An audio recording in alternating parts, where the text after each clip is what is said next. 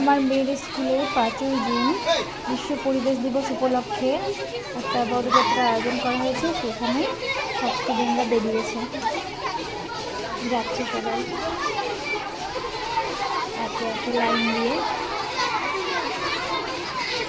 ওই যে মিষ্টি যাচ্ছে, আমার মেয়েও আসছে তাতে।